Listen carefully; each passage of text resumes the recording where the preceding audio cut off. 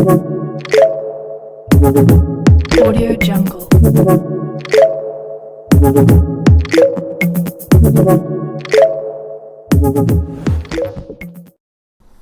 नमस्कार विद्यार्थी मित्रांनो, चला तर काना एज्युकेशनमध्ये आपल्या सर्वांचे स्वागत आहे. तर BEE MCQ सिरीजमधील आपला नेक्स्ट लेक्चर आपण कंटिन्यू करूया. चला त्याच्यामध्ये जे काही MCQ असेल आपण ते डिस्कस करूया. बघा त्याच्यामध्ये reluctance does not change much with. Okay, म्हणजे सरळ त्यांचं म्हणणं आहे की बाबा रिलक्टन्स जे असेल ते कुठल्या फॅक्टरसोबत चेंज होणार नाही. लक्षात आलं. बघा ते एक एक फॅक्टर आपण बघूया. बघा परमिबिलिटी तुम्ही ऐकला का कधीतरी? ओके, त्याला थोडं पेंडिंग ठेवू. फ्लक्स डेन्सिटी ऐकला का? ओके. टेम्परेचर ऐकला का? ओके. बघा आता तुम्ही जर आठवलं असेल मित्रांनो तर आपण ऑलरेडी फॉर्म्युला डिस्कस केले. बघा जसं की तुम्ही म्हणू शकता की F इज इक्वल टू काय म्हटलं तुम्ही 5 × S असेल, बरोबर, किंवा S इज इक्वल टू म्हटलं तुम्ही L/μ × A असेल. असे डिफरंट फॉर्म्युले आपण बघितलेले, बरोबर.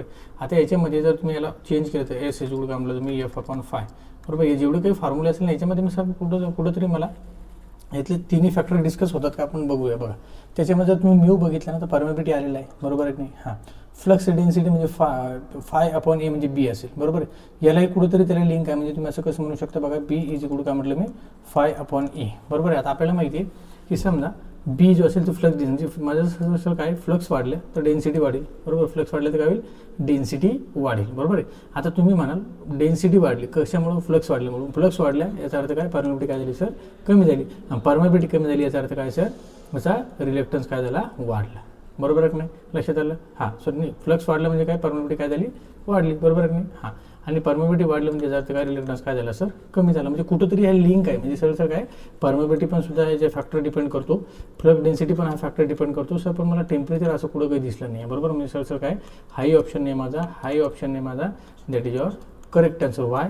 शब्द दिला डज नॉट चेंज, हे लक्षात ठेवा, बरोबर. कधी कधी या शब्दाकडे आपण लक्ष येत नाही, गडबडमध्ये क्लिक करून टाकू, बरोबर आहे. त्याचा इम्पॉर्टन्स सगळा शब्द कोणता असेल, डज नॉट चेंज, म्हणजे टेम्परेचरसोबत त्याचा कुठलाही फॅक्टर डिपेंड करत नाही. चलो next. Dash in magnetic field dash in the magnetic circuit is analogous to current in electrical circuit. म्हणजे त्यांचं म्हणायचं काय, एक लक्षात ठेवा, मी तुम्हाला अगोदरही सांगितलं होतं की इलेक्ट्रिकल सर्किट आणि मॅग्नेटिक सर्किट सोबत अभ्यास करा. सोबत अभ्यास करा म्हणजे याचा अर्थ काय की तुम्हाला याचे ॲनालिसिस कळतात किंवा तुम्हाला लक्षात ठेवायला खूप इझी जाईल आणि खूप सिंपल आहेत. बघा जसं मी तुम्हाला म्हटलं, जसं इलेक्ट्रिक करंट आपण इलेक्ट्रिक सर्किटमध्ये बघत असतो, तसं इकडे काय बघत असतो, मॅग्नेटिक फ्लक्स. आता इलेक्ट्रिक करंटला अपोज कोण करतो सर, माझा रेजिस्टन्स. मग मॅग्नेटिक फ्लक्सला अपोज कोण करतो सर, माझा रिलक्टन्स. लक्षात आलं. हां, जसं इकडं अपोज करणार आहे तसं सपोर्ट करणारा कोण आहे, माझा कंडक्टन्स, बरोबर. तसं इकडं कोण असतो, माझा परमियन्स. असा सिंपल कन्सेप्ट आहे, ते लक्षात ठेवा. बघा आता तुम्हाला सगळ्यात पहिला क्वेश्चन त्यांनी काय दिला की in the magnetic circuit analogous to current देईल का. म्हणजे इलेक्ट्रिक सर्किटमध्ये तसं तुमचा करंट आहे, बरोबर. तसा मॅग्नेटिक सर्किटमध्ये कोण आहे सर, मी आता डिस्कस केलं magnetic flux. That is your correct answer. MF असेल का सर, रिलक्टन्स असेल का, नो, बरोबर आहे. त्यानंतर जो resistance in electric circuit is analogous to magnetic circuit. म्हणजे हा शब्द लक्षात ठेवा, त्यांनी सांगितले ॲनालॉजिस टू मॅग्नेटिक सर्किट. म्हणजे इलेक्ट्रिकल सर्किट जो असेल तर इलेक्ट्रिकल सर्किटमध्ये कोण दिला आणि कोण विचारला, मॅग्नेटिक सर्किटमध्ये विचारलं. इलेक्ट्रिक सर्किटमध्ये सर त्यांनी मला काय सांगितलं, resistance means opposition to the flow of current. म्हणजे सरळ करंटला अपोज करणारा कोण आहे, तो रेजिस्टन्स आहे. हा इलेक्ट्रिकल सर्किटमध्ये. तसं मॅग्नेटिक सर्किटमध्ये सर मला माहिती आहे तो म्हणजे कोण आहे, रिलक्टन्स आहे. मग हा आहे का रिलक्टन्स इथं, हा नाही आहे, हा नाही, म्हणजे पुढे that is your correct answer. Clear आहे, कळालं. चलो next. For a dash magnetic circuit the total MMF is equal to the sum of MMFs of different parts of the circuit. हा क्वेश्चन खूप इम्पॉर्टंट आहे, कारण हा तुम्हाला सिरीज पॅरल कनेक्शन जे असेल जसं तुम्हाला माहिती आहे की आपण इलेक्ट्रिक सर्किटमध्ये बघितलं होतं, बघा, बरोबर आहे. त्याच्यामध्ये रेजिस्टन्स असतो, बरोबर आहे. आणि हा रेजिस्टन्स जो असेल तो सिरीजमध्ये कनेक्ट केला, पॅरलमध्ये कनेक्ट केला तर त्याच्यामध्ये काय होतं, व्हॅल्यू कमी होती किंवा जास्त होती. म्हणजे रेजिस्टन्स सिरीजमध्ये ॲड होतो की सबट्रॅक्ट होतो, सगळ्या गोष्टी आपण ऑलरेडी डिस्कस केल्या. तसं आपल्याला तर मॅग्नेटिक सर्किटमध्ये बघायचं आहे, बरोबर आहे. तसं मॅग्नेटिक सर्किटमध्ये त्यांनी काय विचारलं की टोटल MF. आता तुम्हाला माहिती आहे MMF इज इक्वल काय होतं, φ × S. क्लिअर आहे, φ × S, बरोबर. Total MMF is equal to sum of MMFs of different parts. म्हणजे त्यांना म्हणायचं काय की समजा मी असं म्हणू शकतो की मला टोटल फोर्स काढायचं आहे, बरोबर आहे. किंवा हां, टोटल फोर्स किंवा असं म्हणू शकतो आपण, जसं घेतो मी त्याला म्हणलं मी समजा मला टोटल काढायचं आहे, बरोबर आहे. मग हा टोटल काढण्यासाठी डिफरंट समजा मी म्हटलं आता MMF ऑफ A किंवा MMF ऑफ B, तर याच्यामध्ये ॲडिशन येईल, सबट्रॅक्शन येईल, डिव्हिजन येईल की मल्टिप्लिकेशन येईल. लक्षात आलं. हां, तर हे जे असेल हे आपण ऑलरेडी डिस्कस केलं आहे की आपण याच्यामध्ये फक्त आणि फक्त काय घेत असतो, ॲडिशन घेत असतो. काय घेत असतो रे, ॲडिशन, बरोबर आहे. हां, मग आता हे ॲडिशन जे असेल ती डिफरंट आहे. याचा अर्थ कसा, बघा समजा मी सिरीज सर्किट बघितलं असेल आणि मी पॅरलल सर्किटमध्ये बघितलं असेल, बरोबर आहे. तर सिरीज सर्किटमध्ये आपण म्हटलं होतं की मला टोटल फोर्स काढायचा असेल, मी काय म्हणणार F1 plus F2 plus F3 हे असेल तुमचं सिरीजसाठी. आणि इथं मला काढायचं असेल तर काय म्हणत असतो आपण 1/F1 plus 1/F2 plus 1/F3. लक्षात आलं. म्हणजे सरळ काय की बघा sum total sum of different parts of the circuit. म्हणजे इथं सम जे असेल ते कोणाची करत असतो आपण कोणत्या सर्किटमध्ये करत असतो आपण सिरीज सर्किटमध्ये. लक्षात आलं. ओके. म्हणजे पॅरलल नाही, कॉम्बिनेट नाही आणि कॉम्बिनेशनल सुद्धा नाही आहे. क्लिअर कळालं. वर बघायचं तुम्हाला दिसत हे सिरीज सर्किट असतं, हे असेल बघा सिरीज सर्किट आणि हे असेल बघा पॅरलल सर्किट. सिरीज सर्किट म्हणजे काय रे, याला काय असं म्हटलं मी बघा इथं एअर आहे बरोबर आहे की नाही, हां इथं आयर्न रिंग आहे बरोबर आहे, आणि ही एक कोर आहे अशी पूर्ण व्हाईटवाली बरोबर आहे. पूर्ण याच्यामधून फक्त ना फक्त ही एकच फ्लक्स फ्लो होते. म्हणजे काय डिफरंट मटेरियलसाठी फक्त ना फक्त एकच मॅग्नेटिक फ्लक्स आहे, त्याच्यामुळे याला म्हणतो आपण सिरीज सर्किट. याच्यामध्ये बघा ही एक मॅग्नेटिक फ्लक्स आहे, ही एक मॅग्नेटिक फ्लक्स आहे आणि ही एक मॅग्नेटिक फ्लक्स. त्याला आपण नावसुद्धा दिली. याला म्हटलं आपण Φ2, याला म्हटलं आपण Φ1, याला म्हटलं आपण Φ3, म्हणून याला म्हटलं आपण पॅरलल सर्किट. ओके. चलो नेक्स्ट. त्यानंतर बघा पुढचा क्वेश्चन मला काय सांगतो, for a series magnetic circuit with air gap. लक्षात ठेवा, for a series magnetic circuit with air gap the flux in the air gap is dash the flux in the iron path of the circuit. हां थोडं पहिले theory समजून घ्या. बघा आता तुम्हाला एक 2 क्वेश्चन देतो. म्हणजे त्यांचा म्हणायचा अर्थ असा होतो की ही तुम्हाला एक कोर दिलेली आहे बरोबर आहे. हां आणि इथं ती कोर ब्रेक असेल, एवढ्या पट्ट्यामध्ये कोर ब्रेक म्हणजे इथे एअर असेल. मग त्यांचं म्हणणं आहे की ही कोरमधून जे काही फ्लक्स असेल बरोबर आहे, इथे कोअरमध्ये मॅग्नेटिक फ्लक्स जे फ्लो होतात बरोबर, ते फ्लक्स जास्त असेल की ह्या एअर गॅपमधून फ्लक्स जास्त फ्लो होतात. लक्षात आलं. बघा या कोअरमधून फ्लक्स जास्त फ्लो होतात की एअर गॅपमधून फ्लक्स जास्त फ्लो होतात, हे फक्त आणि फक्त सिरीजसाठी त्यांनी विचारलं. पहिली गोष्ट एक लक्षात ठेवतो, थोडी छोटीशी कन्सेप्ट तुम्हाला सांगतो. बघा मला मॅग्नेटिक फ्लक्स सेटअप करायचे आहे. मॅग्नेटिक फ्लक्स सेटअप करण्यासाठी माझ्याकडे 2 रूट आहेत बरोबर आहे. समजा मी म्हटलं मला इथून तर इथपर्यंत पोहोचायचे बरोबर आहे, आणि मला सेम लाईक दॅट इथून तर इथपर्यंत पोहोचायचे. क्लिअर आहे. समजा मी म्हटलं मला A to B पोहोचायचे बरोबर आहे, सेम लाईक दॅट मला A to B पोहोचायचे. हे 2 एक्झाम्पल आहे. हा पहिला एक्झाम्पल, हा दुसरा एक्झाम्पल.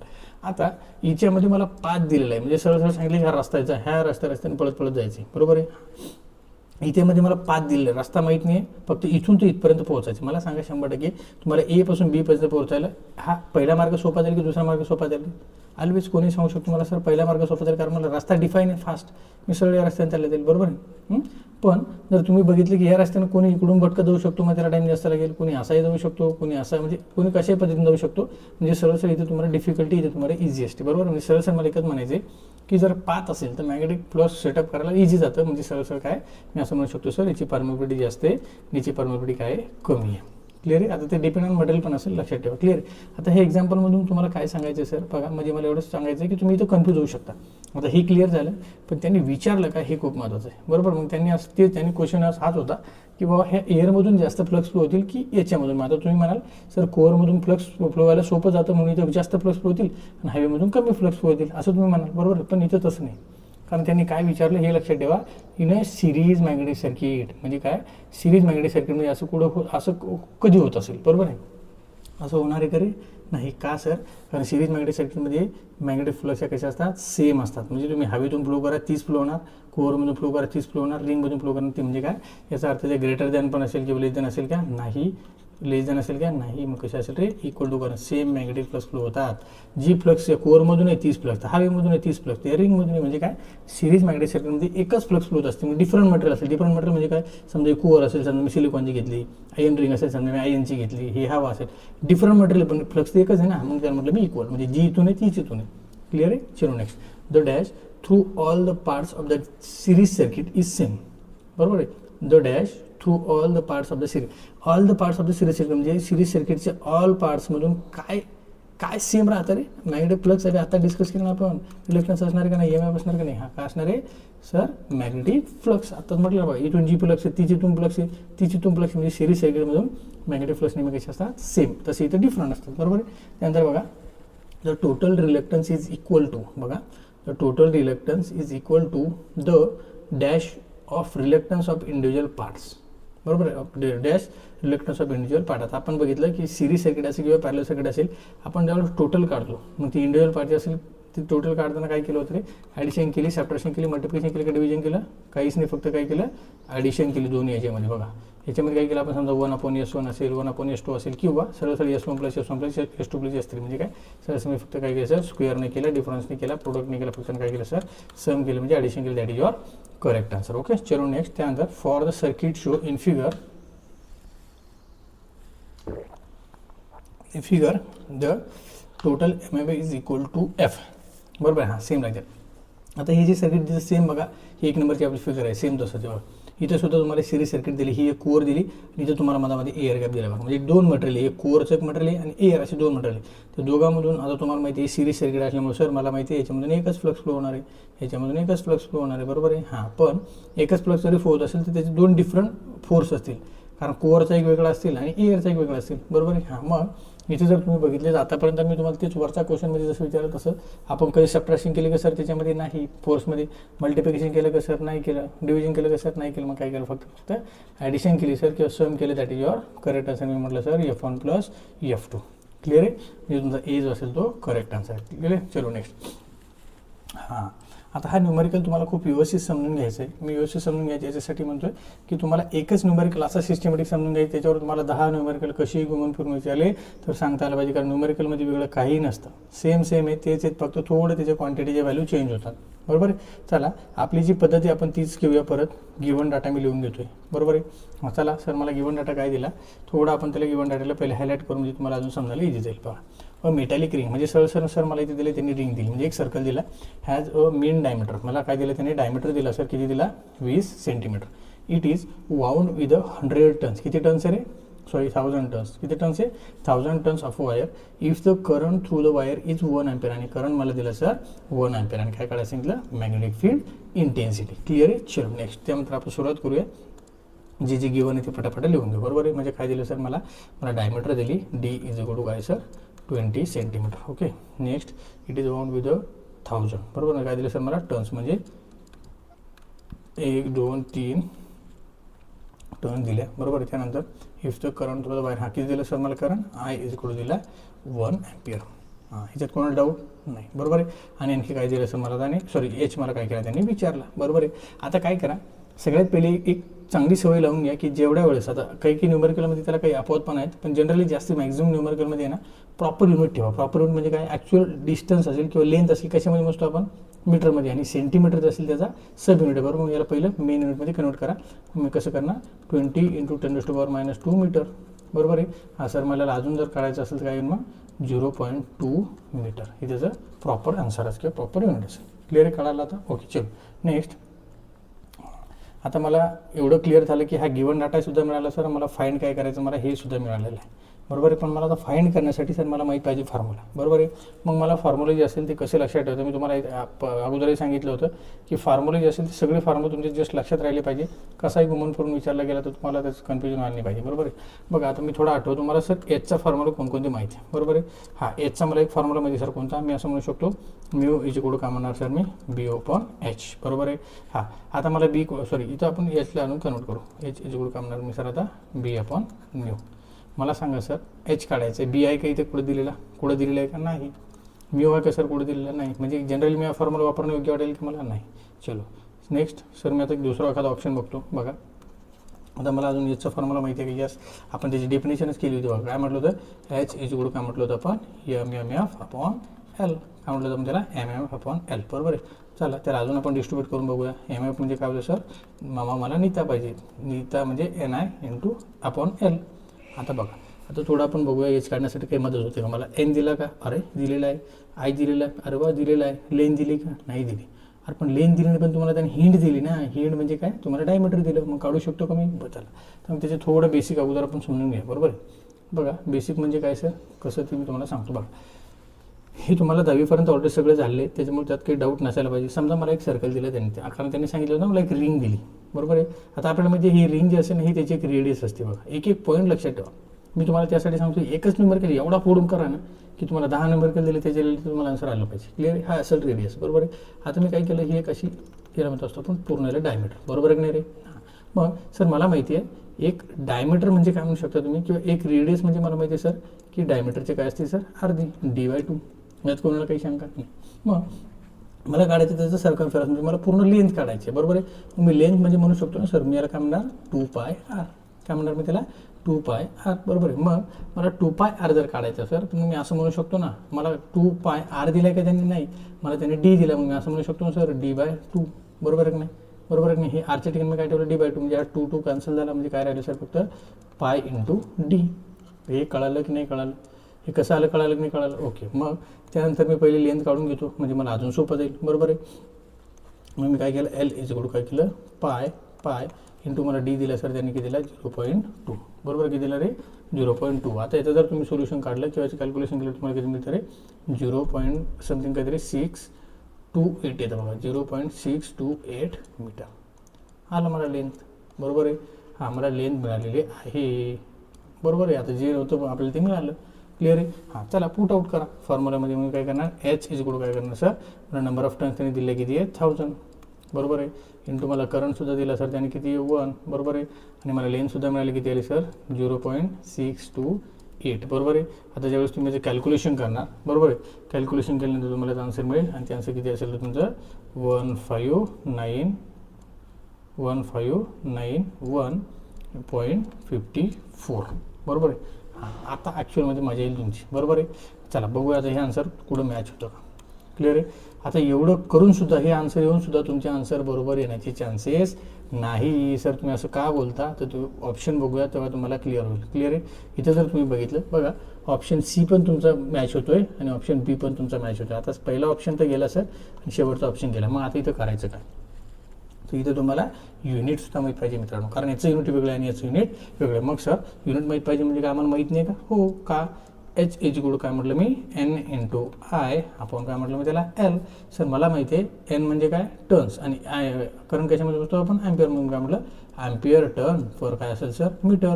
हे त्याचं युनिट आहे. मग हे युनिट कुठं आहे का बघा, याचं आहे का नाही, हा ऑप्शन गेला म्हणजे काय that is your correct answer. हे पण ऑप्शन गेलेलं आहे, क्लिअर आहे. हां अशा पद्धतीने बघा एकदम सिस्टमॅटिक स्टेप बाय स्टेप आणि सुरुवातीला एकदम हळू सोडा, शांत माइंडने सोडा, बरोबर आहे.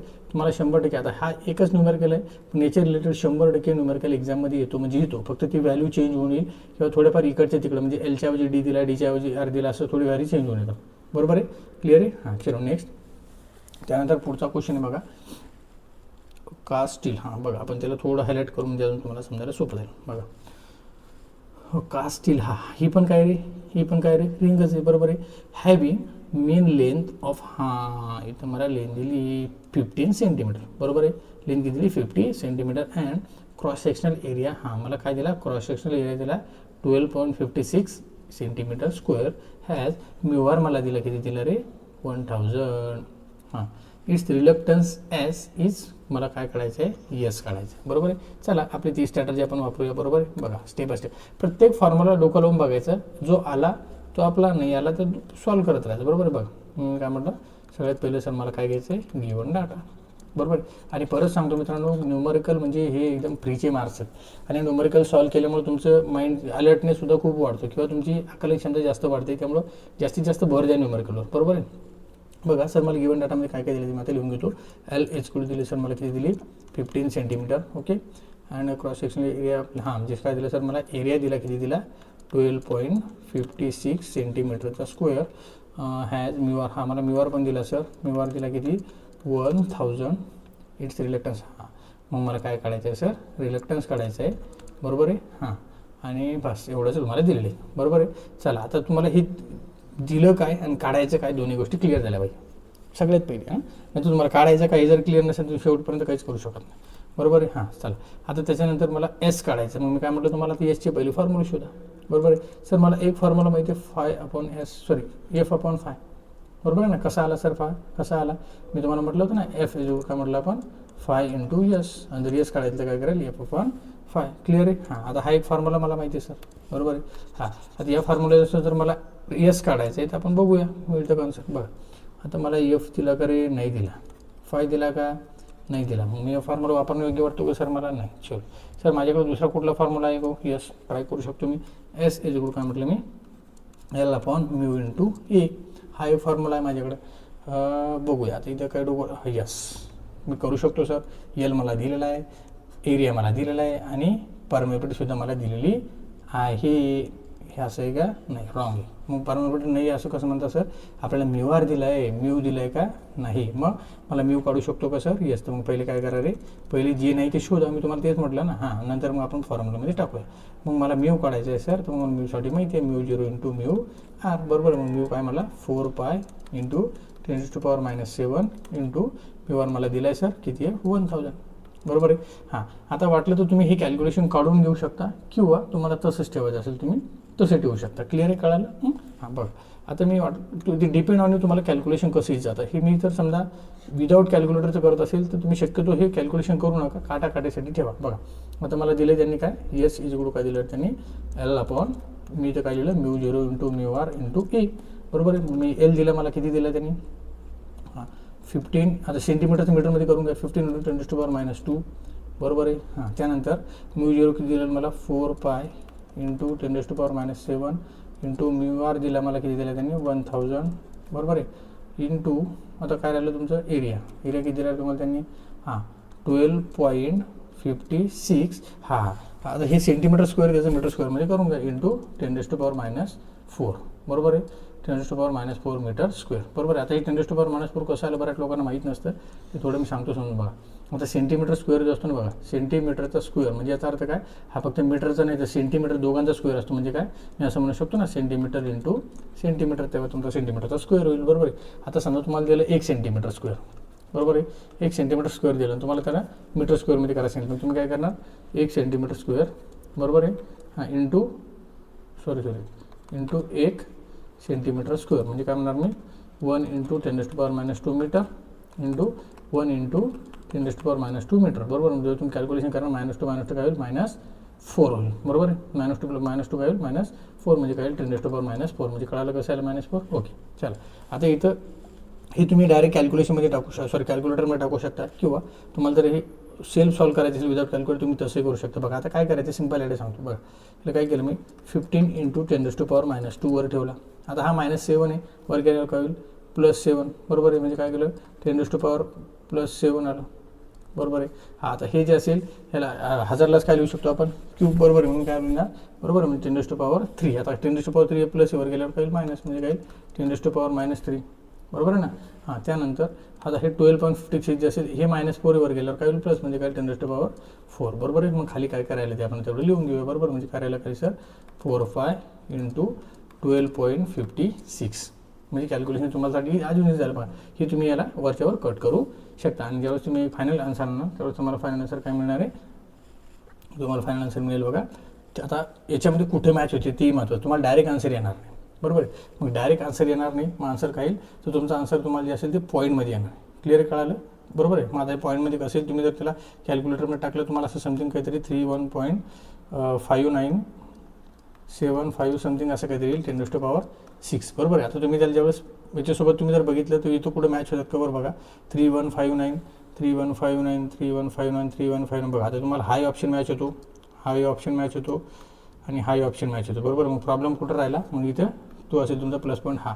मग तुम्ही जर बघितलं तर काय 3 पॉईंट. आता जर तुम्ही एक डिजिट सरकवला, आता इथं काय तुमचा 6 आहे, इथं 5 करायसाठी तुम्ही एक डिजिट इकडे सरकू शकता म्हणजे काय 3 पॉईंट. बरोबर 3.15 बघा 3.1597. बरोबर 5 इंटू 10⁻5. आता याला तुम्ही अजून कसं करू शकता बघा 3.15च्या ऐवजी तुम्ही ते घेणार आता 6 का, हे 9च्या ऐवजी काय झाले 6. बरोबर आहे. आणि हे 5च्या ऐवजी काय झाले 8. इथं लक्षात आलं का, हे बघा 9च्या मी इकडे काय केलं 6 आणि 5च्या इकडे काय केलं 8 म्हणजे काय आलं 8 इंटू 10⁻5 आणि हे आन्सर कुठं मॅच होतं कसं बघूया 3.168. हां म्हणजे तुमचा that is your correct answer. Clear आहे. कळालं. हाय रॉंग आहे आणि हे तर नाहीच.